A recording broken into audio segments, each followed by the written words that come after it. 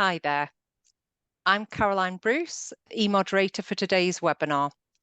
As you know, last week we launched new guidance around using the Bell Foundation's classroom guidance and strategies with intervention groups. While we know that mainstream lessons are almost always the best place for EAL learners, there are times when focused interventions are required. We've got two speakers today. I'm really delighted to introduce Sarah Moody and Karen Warwick, who will be introducing us to the guidance and considering how you might be able to draw on the Bell Foundation's classroom guidance and strategies to support EAL learners in intervention sessions. I'll tell you a little bit about our speakers first. Sarah joined the Bell Foundation as a trainer in 2021.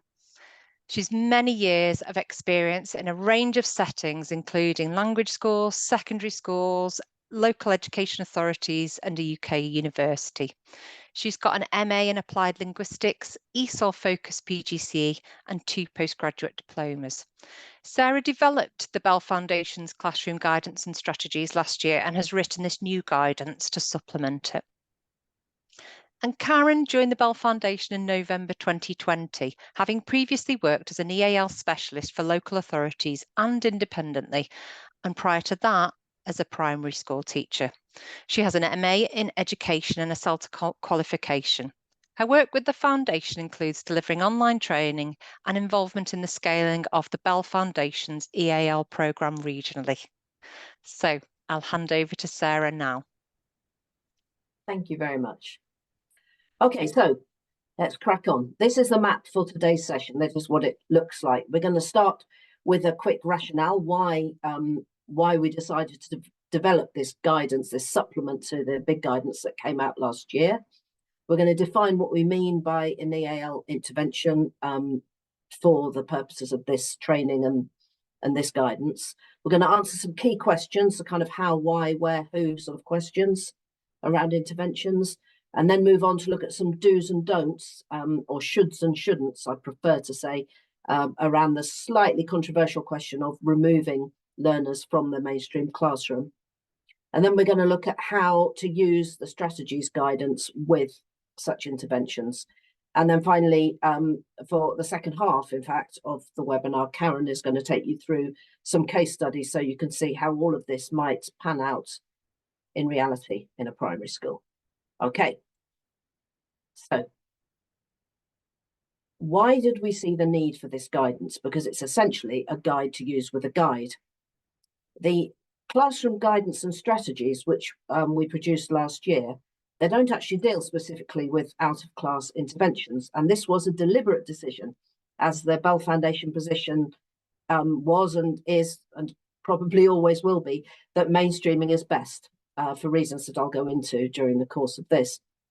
However, we do know from our work with schools that out-of-class interventions are happening for a variety of reasons and taking a variety of forms, and always with the best interests of the students at heart. And it's a topic that we get asked about a lot. So those are the main reasons why we wrote this guide to use with a guide. So the inclusion quadrant, developed by Evans et al., is a model that we like very much in the Bell Foundation and which we refer to often. And it divides inclusion into 4 aspects, which obviously overlap and are interdependent. And so I wanted to run the idea of EAL interventions, out-of-class interventions, through this quadrant to see how inclusive they are. So if we start with linguistic inclusion, this is about the learner feeling they and their language are an important and respected part of the school, and it should be part of the whole school ethos, really nothing to do with interventions. They shouldn't have to leave their language at the school gate with their parents or turn it off in class like it's a phone. And hopefully that's reflected in your whole school ethos. But in order to be fully linguistically included, obviously learners also need to develop their proficiency in English, because it's the language of the curriculum and exams in the UK. And so sometimes there's a case for interventions to speed up that acquisition. To work towards social inclusion, again, it's really, really important that learners are included in the mainstream as much as possible, because that's how they're going to build up those mixed language friendship groups. But having said that, intervention sessions can be a safe space to practice speaking, which might help their social interactions. They can't be a substitute for the real thing, but I can remember moving to a country where I didn't speak the language and how scary it was to try and speak, and the fear of saying it wrong, pronouncing it wrong, or not being understood or being laughed at. So they can provide a safe space. Then teachers' attitudes obviously underpin the whole of inclusion and impact on all the other quadrants very strongly. And I'm going to say here that if a learner feels that a teacher or teachers don't want them in their class because of their lack of English, then that sends a very negative message. So that's why it's really important that it's not seen as the teachers outsourcing the children for others to deal with, but that the class teacher who's responsible for their class and has ownership of the learning of that student also has ownership and oversight in conjunction with EAL specialists of whatever happens out of class. And then finally, to work towards full academic inclusion, firstly, I'm going to say again, include them as much as possible in the mainstream, but with the appropriate support. This means using your EAL-friendly strategies in your teaching and translation, for example. But where these are not working or they're not working fast enough, may be the time when an out-of-class intervention is needed, and it should be geared towards equipping the learner with the skills and language they need to access the full mainstream with those EAL-friendly strategies as soon as possible. So, how to use this guidance?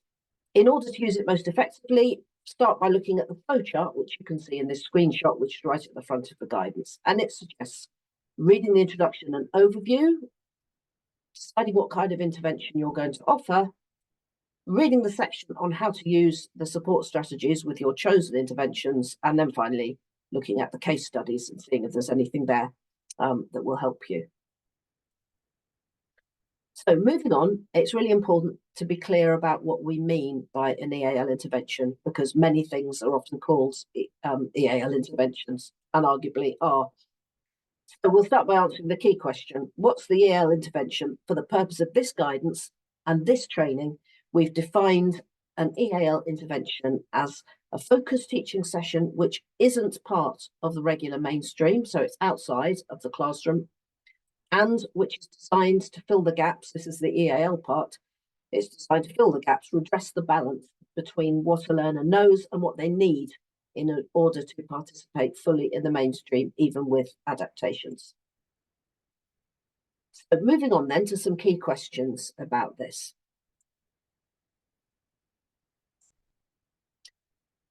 So which learners at a primary school would perhaps sometimes benefit from out-of-class interventions? I'm mindful that I'm generalising here, and I know there's a broad range of contexts, but the most likely children to benefit would be learners who are at Key Stage 2 and who have little or no English at the moment. So those at the Bell Foundation Assessment Bands A and maybe Early Band B. It's children who are having difficulty accessing the classwork, even with the adaptations in place. And in those cases, if EAL specialists and very importantly, parents agree, then you might want to consider short-term out-of-class interventions. So what about younger learners, you might say? Well, generally speaking, at the Bell Foundation, we've talked about it and we think there's no need to withdraw the youngest learners from class, although of course there might be exceptions. The interactive and hands-on nature of early years foundation stage and Key Stage 1 classes are ideally suited to provide the new arrival with the language-rich environment they need, which should include obviously seeing and hearing and being able to use their own home language, as this is their main learning resource. With EAL-friendly adaptations in class, which can easily be integrated into the visual and practical and hands-on nature of learning at this level, the child could work with a TA or a friendly group of peers at a table in class rather than being withdrawn. Links with home are also important, as the parents can play a key role in supporting the child's learning through maintaining and developing the home language, discussing curriculum content, and of course talking through any concerns. So what for? What are EAL interventions for? Before beginning one, it's important to think about that. The purpose of an EAL intervention, as I've defined it, is to bridge the gap between the English a learner needs and what they currently have. And it can be handy to think of a seesaw, which needs to be balanced. So which staff should be involved? Well, schools vary a lot in this, and it depends, of course, on what they've got available. But as the aim of the interventions is to redress this balance between the learner's level of curriculum knowledge and their English language proficiency, staff responsible for both areas need to collaborate closely. And I know it can be time consuming, but it needs to happen. Time needs to be ring fenced for this collaboration to happen, or there's a risk of the left hand not knowing what the right hand's doing. So the teacher delivering the class from which the learner is absent doesn't know what that learner is doing in her intervention. And equally, the teacher or the member of staff delivering the intervention doesn't necessarily know what the learner is missing. And therefore, the learner doesn't get joined up provision. So as long as those things are in place and that collaboration's in place, EAL interventions can be and are successfully delivered by suitably trained HTLAs, teachers, SENCOs, and of course, EAL leads. There are also some excellent tutoring organisations used by schools these days to deliver interventions. And again, with collaboration and communication, this can work very well. So when should they start and finish? Well, they should start as soon as possible after a need is identified and finish as soon as it's possible for the learner to be accommodated successfully in the class with those adaptations. As always, one size never fits all. So as with any personalised learning, and this is very much a piece of personalised learning, we suggest setting a time limit, but reviewing it regularly so that it can be flexible. Okay, so we're going to look now at some overarching do's and don'ts, shoulds and shouldn'ts of interventions. So first of all, EAL interventions should be time limited and they should be reviewed regularly. Of course, one size never fits all, and learners have varying needs and respond differently, both to interventions and to being in whole class situations, but the aim should always be to minimise time spent out of lessons. EAL intervention should always be closely linked to the curriculum, as the aim is for the learner to rejoin his or her peers as soon as possible. So it's important to focus on the vocabulary and the structures which will help them do that. And they should aim to remove learners from as little curriculum time as possible. They should also group learners by year group rather than language level, because this allows you to concentrate on relevant subject material. And they should, of course, be distinct from SEND interventions unless a learner with EAL has a known SEND. And we have some excellent guidance in the Bell Foundation on SEND and EAL, which you might like to look at as well. So, moving on to the should nots. They should not solely follow decontextualised English language programmes, by which I mean EFL type books and worksheets that you can buy. There are lots of them available and lots of them aimed at young learners because it's a big, multi-million-pound industry, but we don't recommend them, certainly not for sole use. And the main reason for this is that although they're often very attractive and written by experts, they're not specifically linked to the language the learner needs to access a school curriculum. They're designed for a different customer base, if you like, learners of English as a foreign language rather than as an additional language. And this is where the difference matters. So whilst grammar exercises like the one on the screen might occasionally be appropriate for maybe some home or self-study for upper key stage 2, generally grammar's far better taught in context as it arises. So I'm going to say that using this type of scheme, an English as a foreign language scheme, risks not teaching the language the learners most need. It risks spending valuable time on what's really unnecessary content and therefore not, in the end, closing the gap between the English they know and the English they require for school in the most efficient way. Also, EAL intervention should not remove a child from class full-time or for most of the school day. And that's because this risks hindering social inclusion and preventing the learner from feeling a part of the classroom community and developing those mixed language friendship groups, which will help them with social inclusion and also with learning English. It risks missing too much valuable curriculum content if they're out of class for too long. and therefore counterproductively actually doing the opposite of what they were designed to do and widening the gap between what the learner knows and what they need to know.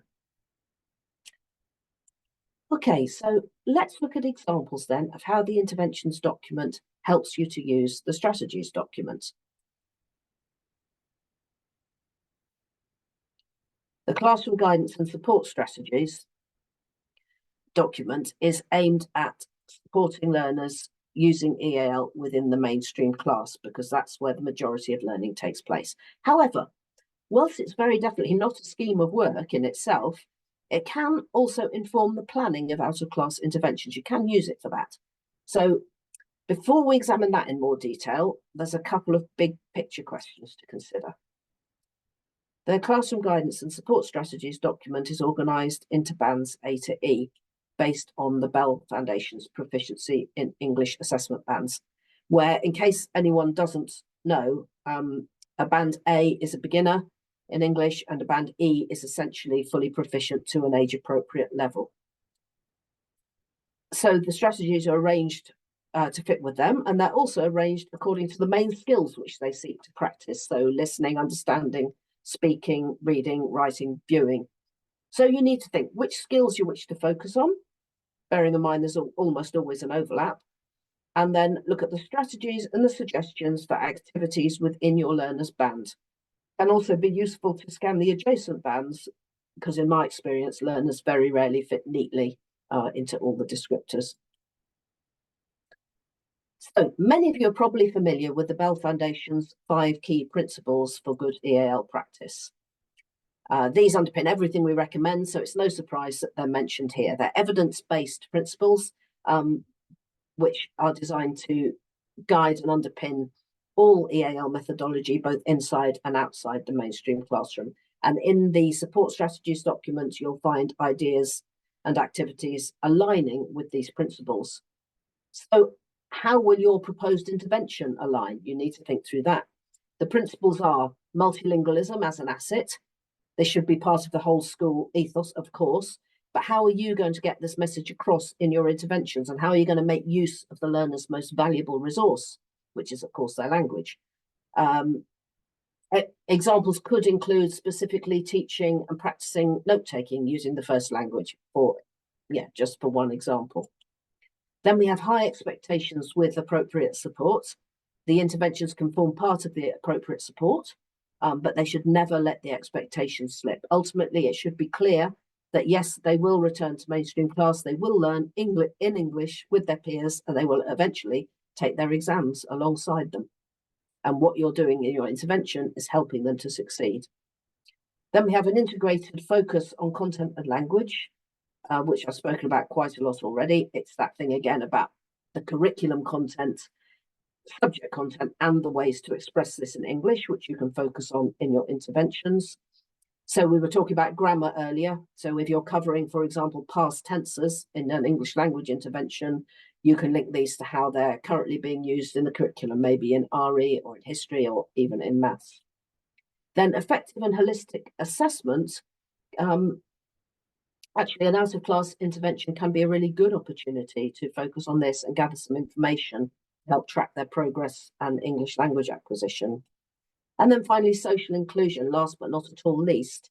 If they're out of class for some of the time, how are you going to facilitate this? We did mention earlier providing a safe space for talking, for example. So the types of interventions covered in this guidance are listed here at the beginning again of the guidance documents, and we've got orientation and induction interventions, buddies or peer mentors or young interpreters interventions, pre-teaching, phonics and reading type interventions, English language sessions, and of course, parent or family focused interventions. I'm going to go through these one at a time with reference to the guidance. First, let's look at induction or orientation type interventions. In primary schools, these kind of things are more suited, I would say, to upper key stage 2, maybe years 5 and 6, new arrivals, because younger learners will achieve all this through careful buddying and modelling in class. These run as soon as the learner starts at the school, and they're strictly time limited or might even be a one-off one-time only event. But they might include things like finding your way around the school, including changing rooms, canteens, toilets, etc. Timetable, how to read one, how to use the translation software, because if you're going to give a child translation software, it really helps if they know exactly how to use it kind of easily without having to ask for help with it all the time. And sometimes ICT tuition, particularly if a child has come from a fairly disrupted educational background and hasn't had a lot of time on technology, they can need this to catch up. So these interventions can also be used to rehearse classroom routines and expectations around behaviour, etc. But some examples might be examples from the guidance. We've got providing picture dictionaries to help with vocabulary development. That's on page 9. Exploring how best to use technology depending on a learner's proficiency. Praising and encouraging all attempts at communication, and making sure that learner has sympathetic and welcoming buddies with whom to spend their breaks. And speaking of buddies, peers are in a unique position because they can offer support both socially and in class. And schemes such as the award-winning Young Interpreters from Hampshire, which we highly recommend, can be really effective in helping international new arrivals overcome language and social barriers at school, especially if they share a language with the new arrival, as well as being company for break and lunch times. Where there are shared interests, they can also facilitate entry to certain groups, whether formal or informal, teams, clubs and activities, and therefore aid social inclusion hugely. And they can play a big role in assimilating the learner into lessons by using the shared language if they have it, and accessible English, by interpreting and modelling. They can't, of course, be expected to teach content. And in the guidance, you can find a lot of references applicable to buddying, such as in class, grouping the child with friendly near-peer mentors or buddies, exploring how best to use technology depending on a learner's proficiency. Can buddies use an app to communicate, for example? Do they have a shared interest in some aspect of technology which can serve as a bond? Making sure that the learner's got sympathetic and welcoming buddies with whom to spend breaks and lunchtimes. So moving on, we have pre-teaching sessions, and these can be highly effective. And they involve preparing learners for very specific content in upcoming classes. They can take place before school, or at the very start of a lesson, or at the end of school in preparation for the next day. They don't always have to be taking people out of class. And they're used to familiarise learners with the concepts, the words and the structures which they will encounter in that day's lesson. And their targeted nature makes them really effective. The learner becomes familiar with the concepts being covered, and also crucially has the chance to transfer any knowledge which they might already have in their first language. And the intervention teacher can then feed this back to the class teacher. So examples from the guidance include creating visual word maps specific to topics, for example. By introducing a visual word map, the intervention teacher can show the new arrival what to expect in an upcoming lesson and rehearse some keywords and phrases in that safe space. The learner can then take this resource with them into the lesson and have some hooks to hang it on, if you like, encountering the words in context. And then providing a listening chart in the form of some topic-specific words and phrases to listen out for and tick off during teacher-led content is quite a simple thing to do. And it can really help to break down what seems, when you're a new arrival, as a wall of sounds in which you can't even differentiate one word from another. It helps to start to separate language into chunks and to break it down. Finding out from the learner what they're finding more challenging, and using this information to plan your future sessions and crucially to feed back to the teachers. And allowing the learner to rehearse speaking the new words before being required to do so in class, for example, by saying what they can see in a picture. As these sessions are preparation for upcoming classes, the feedback is really important here, so that the teacher, he or she, can then, for example, target the learner with some questions geared to demonstrate what they've learnt in intervention. So before deciding if you need extra intervention for phonics and handwriting, I would say at primary school, give the learner some time first to hear how the English phonics system sounds and how it works through participation in whole class activities and through, for example, following along with a book while it's being read to the class. Then if it seems that the child requires extra tuition in phonics and or handwriting, they can often join an existing catch-up intervention. However, care should be taken that children with EAL actually understands the meaning of what they're learning to decode in the phonics sessions. So, for example, if they're doing, I don't know, boat and float and moat, what do those words actually mean? And then if a learner's not familiar with writing, in the Roman script, that is, they might need some intervention for this too, depending on their age, because younger learners can learn to write with their peers in class. You can model handwriting for the learner, for example, on a mini whiteboard, and allow extra time in class to complete written work. Many primary schools already have their age-appropriate phonics up and running, so it's a case of adapting these slightly to include the EAL learners. So you've got age-appropriate phonics, use of translation tools, matching activities like bingo to match sounds and letters, and labelling activities to practice meaningful writing in context. English language intervention sessions should be planned to familiarise learners with key vocabulary and grammar, which are broadly relevant to the curriculum lessons for their year group. So that's where it differs from the pre-teaching. They can also provide a safe space to develop confidence in speaking through role play, for example, works really well in this situation. And pupils can use these sessions to be familiarised with the types of activities that they'll encounter in class, like think, pair, share, which they may not have come across before in their country of origin. Try always to link the content to the classroom. For example, you can teach numbers using classroom objects, 3 pens, 4 rubbers, etc., or teach possessive pronouns using classroom realia like bags, coats, and lunchboxes that belong to different people.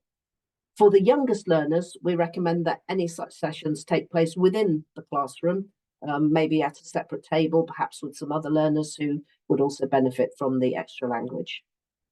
And the guidance includes things like providing opportunities to speak and listen, matching and labelling, sequencing scenes from a play, for example, or sequencing the water cycle using scaffolding such as gap fills and writing frames to aid writing.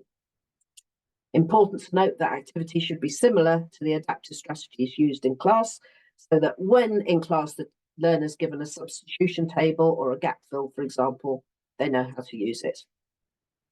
And finally, fostering a strong and respectful relationship between parents and schools is generally agreed to benefit everybody. In the case of parents of newly arrived children, there might be additional issues to consider, such as the parents' own levels of English, their familiarity with the UK system, and their expectations and aspirations around school, because these can vary hugely from culture to culture. And sometimes, sadly, there are also feelings of marginalisation. So parents-orientated interventions can help to address these and might take the form of, for example, coffee mornings or curriculum explanation evenings with interpreters, linking with parent governors and community reps, etc. So there's guidance on welcoming parents and carers sort of threaded throughout the document. A few examples here, signalling, signposting any supplementary skills or ESOL classes or community groups that parents might be interested in, trying to assuage parents' feeling of inadequacy that they sometimes have when their child's studying through a different language by emphasising that curriculum is the curriculum in any language and it's equally valid, and encouraging discussion of curriculum at home through the first language. This can often be achieved by running curriculum evenings, and an interpreter for meetings is a really good investment. They might be in a position also to find out any concerns and feed them back. And then finally, empowering parents by inviting them into school as experts, maybe to lead discussion groups in their first language, or to talk about their work, to read stories, or to showcase some cooking or craft skills, etc. Okay, so that was a whistle-stop tour, and we're now going to look at a couple of sort of fictional case studies. So I'm going to hand over to Karen. You're going to stop sharing. Thank you, Sarah. Just give me a moment to share my screen. Thank you.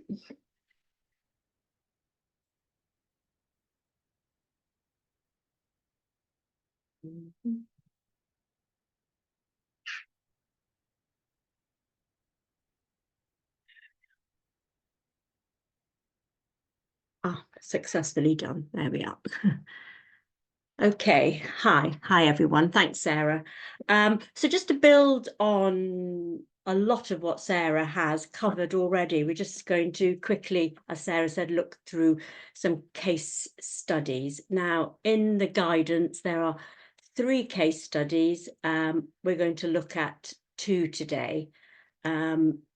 So the 3 case studies in the guidance are one from early years, Rafiq. We've got one from year 2, Rabina, and Gabrielle from year 6. And the case studies really aim to highlight appropriate strategies where you can see that, find that and locate that in the guidance within the principles. And in the guidance, for your convenience, each principle is referenced. Each principle within the guidance is referenced with a page number, and Sarah has mentioned some page numbers as we've gone through, but you'll see that when you're in the guidance. And you will notice as well in the guidance that you know, the strategies can be repeated for each case study, you know, as well, and keeping the position of the Bell Foundation. And thinking back to the social inclusion dimensions that Sarah drew on earlier, keeping our position that the classroom is the best place for our multilingual learners to be, to develop their language and access the curriculum. But sometimes there are moments when an intervention can happen. So moving on then, we're going to look at Rafiq, who is in reception. Okay, thank you. If you move quickly on to, yeah, thank you. And click on, thanks. So for the purpose of this webinar, we're going to focus on the first case study, which is Rafiq, who has come from Syria, and he is in reception. Now, the reason I've chosen to choose the case study from reception for this webinar is really to build on what Sarah was talking about earlier. That's our position on when advice is not immediately necessarily, and to highlight that often learners who use EAL in the early years settings require so much more consideration and support and minimal intervention, and need to begin with to allow the opportunity for them to show who they are and what experience they're bringing to their new learning environment.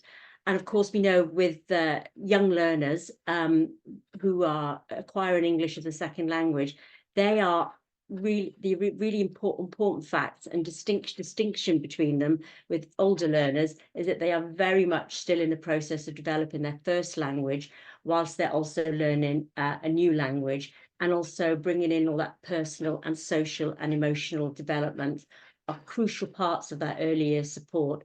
So that's why I decided to highlight this case study, to see where really minimum intervention is needed. A bit later on, we'll look at Gabrielle, who's in year 6 from the next intervention.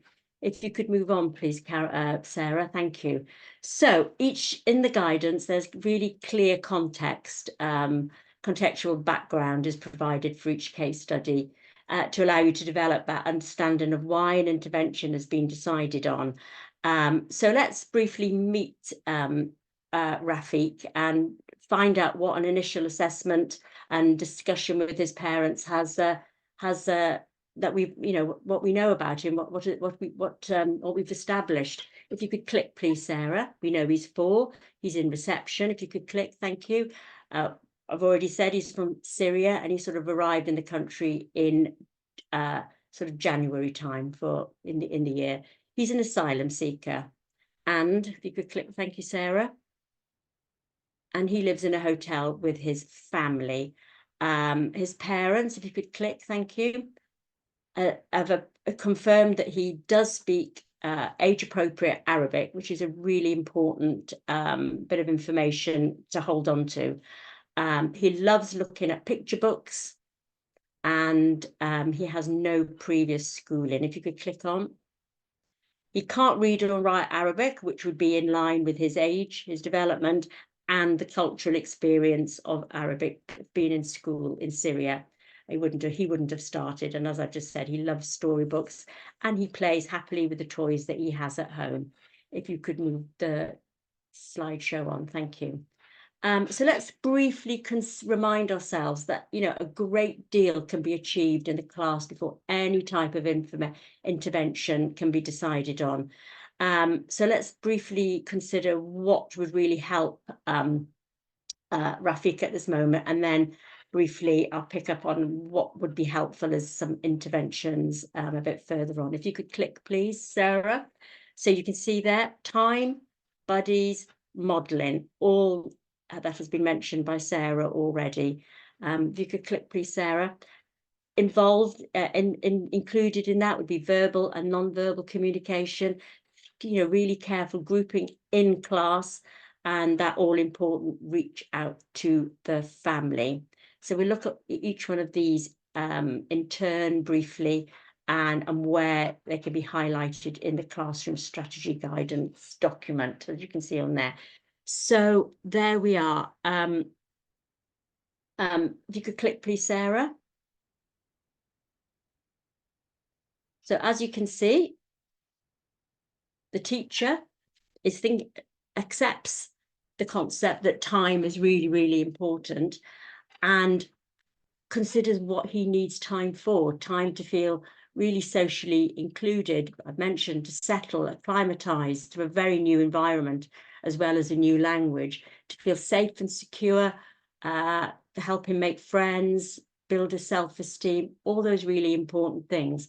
So the teacher considers social inclusion as a really important aspect, as the arrow points to, and looks very much at, if you could click again, please, and looks for the suggestions within Band A of social inclusion to see how she can go about this in the classroom. And she can see that, or they can see, he can see, grouping the child is very, very important. Praising all those attempts. If you could click, please, Sarah. Praising attempts to communicate, and of course including learners in the learner's home language in many routines. And carrying on with time, we can see, if you could click, please, Sarah, that also time is needed to be for effective and holistic assessment. So as all early years teachers, we're always observing, we're always watching, we're always seeing what the children come to school with, what they bring to school, and what we can build on for all those all-important assessments. So time is really of the essence for Rafiq at that moment, and for him to show us what he already brings to school. We know that what's really important from the initial meeting, that he has age-appropriate spoken Arabic, and in the guidance you find out, the teacher finds out that that's exactly what she needs to be doing. It confirms what she needs to be thinking about, what the parents have told her, what told the school, and that, you know, that background history. In this case, all his kind of pre-learning development, preschool development is so important. If you could move on, please, Sarah. We next think about buddies. A lot has been said about buddies. Click, please, Sarah. Thank you. Again, we go to social inclusion, speaking and listening, keeping within Band A for suggestions. And we come up again, if you could click, please. Grouping remains important, and having lots of friendly buddies that will help look after him. In my experience in school, particularly in the early years and in Key Stage 1, the children really all want to help their new learners that come to the school, show them around, play with them at playtime, encourage them to play, help them to join in. And this is all going to build on that social inclusion dimension that Sarah has talked about, so that Rafiq can again show us who he is and what he knows. If you could continue, please, Sarah. Thank you. Again, building on buddies, really important. If you could click again within social inclusion, you can see that for this end of the school years, social inclusion is so important for our early years young learners. And we can see that again, grouping and allowing buddies who have the same language to connect with Rafiq would be really, really helpful. I mean, even from, you know, year 1 or year 2, you know, they're all generally in the same playground. That would be really helpful, so that he can have that connection. He can ask questions, he can talk about things, and it's really good for those learners of that first language as well. Gives them extra value and status, and that their language is so important. If we could move on, please. Thanks, Sarah. Okay, so modelling, the importance of modelling as a key strategy to support Rafiq at this point cannot be emphasised enough. You know, modelling is, you know, one of the bare bones in the early years setting. So again, for this, we go to high expectations. Again, we're staying with Band A, and we are looking at speaking and listening. And if you could click, please, Sarah. You can see that some of the suggestions to support Rafiq to observe what is being modelled is to be, you know, to seat him where he can see what the teacher is doing or what other children are doing. And there's that all important as well, grading language to reduce complexity, even in the younger years. And going on to the next slide, please, Sarah. Continuing again with modelling, and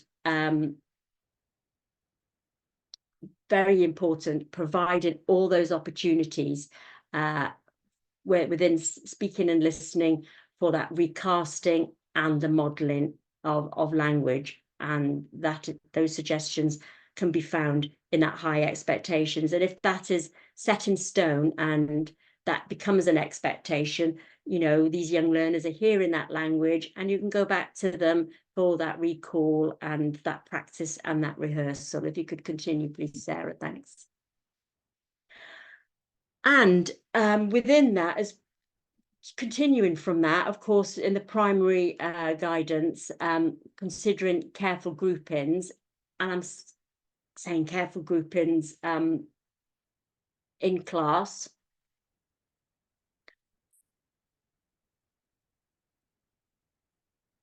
Sorry, I went to the wrong one. That really important within groupings is all that inclusion through the verbal and non-verbal communication that goes on a lot in the class. Again, in the new Band A, new to English, we've got multilingualism is an asset there. We can see that it would be so important to include Rafiq's home language in greetings at the beginning of the day, in the morning, at the end of the day, goodbyes, thumbs ups, or a wave, so that so the expectation is that he needs to be responding and watching the language that's going on, but his language is being included, so he knows that it's okay to say goodbye in his language, and then he'll very quickly learn that in English, goodbye is the same, you know, what it is, you know, he'll learn how to say the goodbye in our language very, very quickly, because he can make that connection. I've seen it in schools in Wales where we use, and those colleagues from Swansea here will know this, we use Welsh a lot in our incidental greetings and instructions, and the children who use English as a second language pick that up really quickly, because there's all the modelling going on alongside it.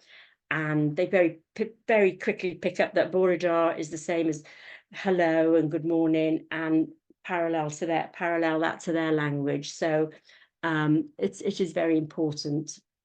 And these kind of things don't last very long. Band A moves very swiftly on, and you don't always, you know, you move on very quickly to Band B, where you're expecting far more verbal recall from learners. And moving on, thanks, Sarah. Okay, so going back to thinking about careful groupings, again, very much around social inclusion. If you could click, please, Sarah, thank you. Thank you very much. Again, within Band A, the first suggestion that you can see on the guidance, that the teacher can see, if you could click, please, Sarah, is again to make sure that Rafiq is grouped with very talkative and very friendly learners. They will provide models of English and learning that Rafiq can hook onto and copy. And in addition, as already mentioned, buddying him with first language peers, particularly during play times. Okay, if you could move on, please, Sarah. And finally, just looking at reaching out to parents. Much has been said about that already from Sarah earlier. If you could click, please, Sarah. But all along, it's, you know, making sure your parents are, the guidance confirms this, that parents should be informed and able to be involved in their child's education. They understand the UK educational system. I spotted Caroline putting the link to leaflets that we have about that in the chat, and help on how they can support Rafiq at home. For example, your visual word maps, sending them home, they can help to translate them so that home language is being valued by the time, it's a kind of pre-teaching really in many ways. By the time Rafiq comes back the next day or to school, he knows that we're going to be talking about what a snail is or what a caterpillar is, because he's practiced it at home with his parents. So that is very important. If you could move on now, please, Sarah, thanks. Okay, so thinking about what type of intervention, you can see that so far intervention hasn't really been mentioned because he is very young. But if you was going to think about an intervention, you could click, please, Sarah, it would be thinking about those small groups in classroom, you know, a small group that is facilitated and supported by a TA, where a lot of modelling can go on and occur within it, and where his peers are working as good role models with him as well. Lots of opportunities to revise model language linked to topics, you know, such as whether it's colours, body parts, animals, whatever the topic is. But the important thing is that the vocabulary will link to the class content. It could be as simple as just helping to model how he holds a pencil. Remember, he's not actually been to school anymore. He might be unsure. But again, it has helped with this ongoing promotion of social inclusion to hence build his confidence. If you could move on, please, Sarah, thanks. Okay, just to finish on before we go into year 6 for the individual and small group work. If you could click, please, Sarah, thank you. Of course, within high expectations, we can look at within reading and viewing for Band A. There are many suggestions to help with initially how to approach it with learning his alphabet and phonics. He's not going to be familiar with the English Roman alphabet, or he might well be. We don't know what he's come with, but he'll soon reveal if he's had any familiar with it. But on the whole, I suspect any print he would have seen would have been in Arabic. So lots of opportunity to build up his alphabetical knowledge and phonic knowledge through vocabulary and through vocabulary games such as picture and word matching games. We know he loves reading books, so picture books will be your friend here. You know, there's a lot you can do with a young learner or any learner through picture books to help them develop vocabulary and link that to alphabetical sounds. And that'll give him more confidence then when eventually he can be aligned and put into a phonics group that is appropriate, whether it's read, write, ink, or sounds, words and sounds, whatever it is that you use in your school. Okay, so hopefully with this case study, we've hopefully illustrated what can be achieved in class without going out for withdrawal class interventions for new and young learners, and hopefully the intervention you want, and but to help you to consider what the intervention wants to target on, and with a focus based on your profiling and the information that you have gathered around your new learner. So we'll very swiftly now go on to Gabrielle, who is from year 6. And if you could move on. Thank you, Sarah. So this is what we know about Gabrielle. If you could click, please. He's 10. He's arrived in year 6. If you could click, he's had a full schooling in Romania. He's above average in his school. Reports have shown that. He's good at maths and science. He's had 3 years of English in school in Romania already. He's sadly lost both his parents, which is what's brought him to the UK to live with guardian extended family. So we know quite a lot. I think there's one more there, Sarah, and that's it. We know he enjoys football, reading, he loves drawing. So he brings an awful lot of skills to school. If you could click on, please, Sarah. Okay, so thinking about what would help Gabrielle, if you could click, please. It's decided that the teacher will have picked up on all that information that we know, and the guidance that she feels that she needs to look at first would be Band A and B initially, but as he demonstrates his skills more confidently and his prior knowledge, we'll be moving on to Band C quite swiftly to be tapping into that those high expectations and develop his knowledge. If you could click on, please.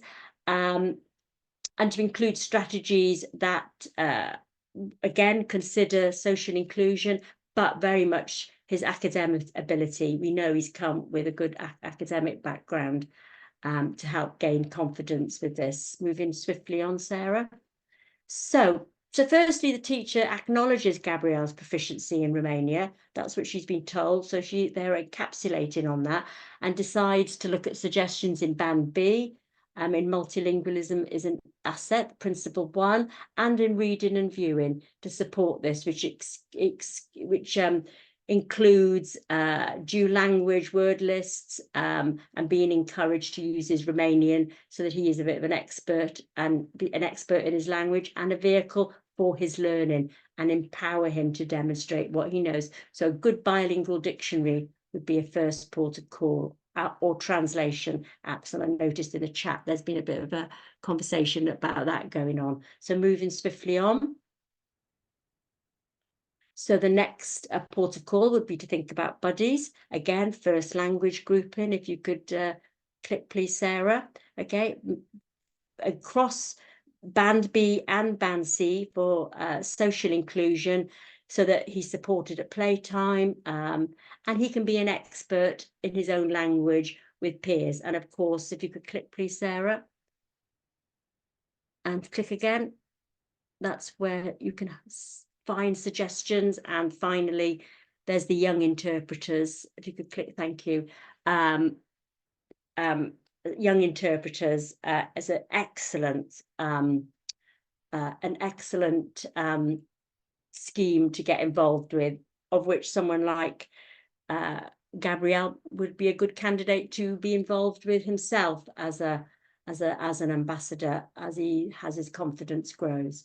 So thinking about an intervention, if you could click, please, Sarah, thank you, that the class teacher could consider is initially to ensure that there is some in-class support in place and that there's a TA available to, if you click, to check in regularly with Gabrielle and to, if you could click, please, and to recast instructions, language that he's hearing. So there's just somebody checking in and modelling for him, and this could potentially mitigate the need to organise any other major intervention groups.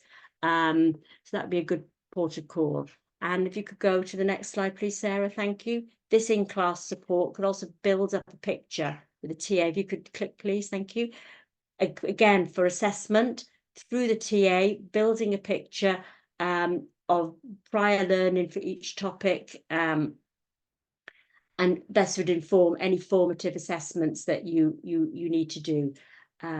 through, if you could click, please, thank you, through his proficiency in English, through the observation that the TA brings to you, and, you know, provides information needed so that you're able to appropriately adapt teaching for the learner. If you could move on, please, Sarah. So again, for some further suggestions, if you could click. And click again, thank you. Okay, so again, the teacher will go to suggestions from Band B, speaking and listening, and reading and viewing. If you could click, thank you, within high expectations, which include targeting the learning regularly with lots of closed questions, simple questions that would require simple answers, one-word answers, giving them time to respond. They can hook on to the question and return to them. So that's just some simple suggestions in there, and many more. If you could click on, please, Sarah. Thank you. So a more specific type of intervention could be some really carefully judged one-to-one tuition. So with intensive curriculum-focused English language catch-up for topics which he may not have previously studied. So the teacher decides, based on the information that's been gathered about his educational achievements, to go to, if you could click, please, thank you, to Band B, first of all, in speaking and listening. And really important, if you could click, identifying relevant tier 2 and tier 3 vocabulary central to the topics that he's learning. And if you could move on, please, Sarah, and just click, please, Sarah, that'd be great. Thanks. Just click everything. This could, for example, include a history topic, which would target in specific vocabulary structures, past tense and present tense. That could be easily done. We've got nearly done. And if you could click on, please, Sarah, for the last intervention. And a very effective and a really important intervention for Gabrielle is really some quick pre-teaching sessions. Once we've discovered what his prior knowledge is, and as his confidence grows, we'll become familiar, that we'll know what his prior learning is. So these sessions could be focused, maybe 20 minutes, as Sarah said earlier, before or after school, during assembly, for example, or that he could do it himself with translation apps as well. But I think what's important here is the multilingualism is his asset. High expectations with appropriate support are extremely important for him, and to integrate that focus of content and language. And if you could just quickly move on that to the, and with a focus on strategies, speaking and listening, and reading and viewing from B, and moving really swiftly on to C as you discover him. And the very last slide, just to show that they're very quick, short sessions, and that the links between prior learning and what he knows now are really, really important as a type of intervention you could be thinking about. So I'm now going to finish, and Caroline's. Thanks so much, Karen. I love that we ended with the slide that said quick, short sessions, because it's something that's come up in the chat. So really, really useful session. Thank you so much, Karen and Sarah. So just a couple of announcements before we end the webinar, just to let you know that there's some courses that are already advertised, and I've already shared the link in the chat for the MOOC that was launched yesterday. Really exciting. We've launched our first free massive open access online course introducing assessing proficiency in English. So I've shared that link already. The 2025 calendar will be coming very soon, and the ECT courses are also freely available from the website, so you can use that link or you can go directly to the website yourself. We won't be sharing the PowerPoints, but as I mentioned, the recording will be sent to everybody tomorrow. So this is some more webinars available. So we've got the the science webinar that we are doing with Association of Science in Education coming up very soon. And I think that might be it. Is that it? Everything, Sarah? I think it is. Fabulous. Thank you ever so much. And you will receive the recording tomorrow together with the links. And we will end the recording now and finish the session. Thank you. Thank you. Thank you very much.